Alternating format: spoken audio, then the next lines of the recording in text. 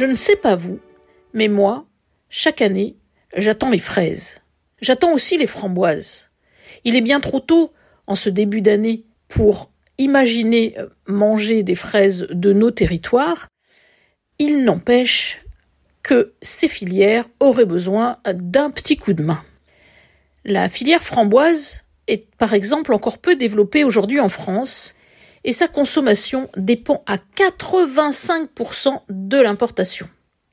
Il y a véritablement une place à prendre sur le marché pour les framboises françaises. Si une fraise sur deux mangée en France durant la pleine saison est française, on est loin du compte pour la framboise, dont les quantités produites sur le territoire ne parviennent pas à combler les besoins de consommation d'aujourd'hui, affirme d'ailleurs Emmeline Van Espen, directrice de l'AOPN Fraises Framboises de France. Cette structure représente la fusion entre l'ancienne Association pour la valorisation de la filière framboise et l'AOPN Fraises de France, qui ont fusionné en janvier 2023 et viennent officiellement, lors de leur dernière assemblée générale, de changer de nom pour devenir donc l'AOPN Fraises Framboises de France. Ce changement d'identité découle d'une volonté de rapprocher les deux filières qui ont de nombreux intérêts à être représentées ensemble, mais aussi de structurer donc cette filière framboise française pour pouvoir peut-être attirer de nouveaux producteurs.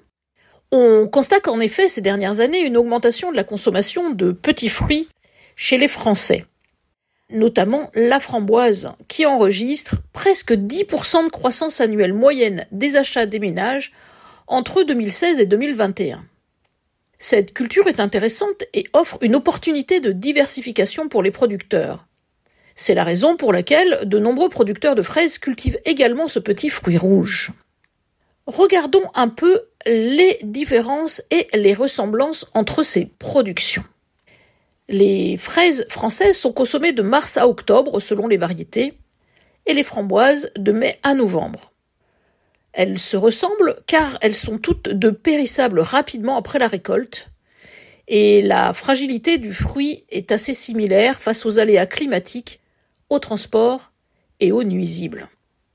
Les différences entre fraises et framboises portent sur notamment les variétés. Les variétés françaises sont connues des consommateurs comme la Garriquette, la Sifflorette, la Charlotte et la Marat des Bois, alors que les variétés de framboises ne sont pas connues du tout du grand public. Vajolette, Quadza, Miqueur, qui les connaît? Pourtant, elles se cultivent de manière absolument similaire, avec en fait des pratiques culturales très diversifiées pour les deux, dans le sol, hors sol, sous abri ou non, et les productions sont dispersées un peu partout en France. Les fraises sont cultivées en France sur à peu près 3500 hectares, alors qu'il y a moins de 620 hectares de framboises, qui sont notamment plus fortement concentrées en Auvergne-Rhône-Alpes.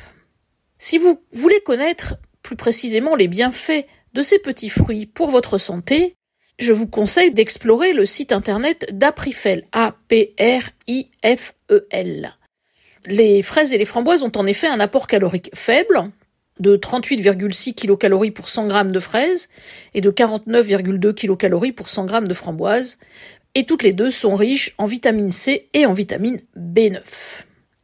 La fraise est donc à peu près moitié-moitié entre la fraise française et la fraise importée, alors que la framboise présente moins de 15% d'autoconsommation française, avec des importations qui ont quasiment triplé depuis 2011. L'une des difficultés pour la fraise comme la framboise, c'est la main-d'œuvre. Elle demande en effet beaucoup de main-d'œuvre, notamment pour la cueillette. L'AOPN Fraises et Framboises de France espère bien attirer plus de producteurs. Ils sont pour l'instant en total à peu près 500 producteurs de fraises et de framboises, pour une production d'environ 29 000 tonnes de fraises en 2023, pour les adhérents à l'AOPN Fraises de France, soit 25% de la consommation française. À la semaine prochaine.